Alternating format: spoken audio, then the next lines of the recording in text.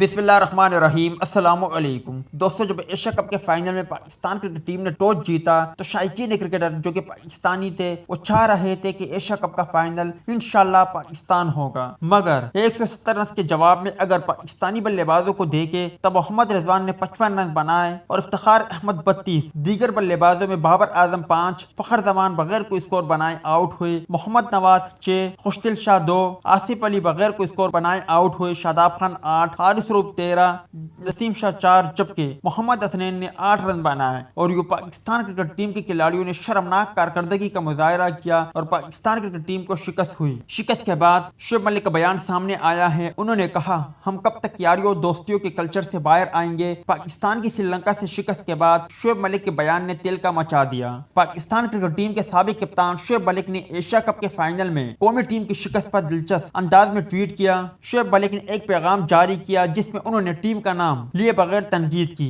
Pakistani allrounder ने तहरीर किया कि हम कब तक दोस्ती, पसंदीदगी और नापसंदीदगी के कल्चर से बाहर आएंगे। उन्होंने अपने पैगाम के साथ में ये भी तहरीर किया कि अल्लाह हमेशा ईमानदार की मदद करता है।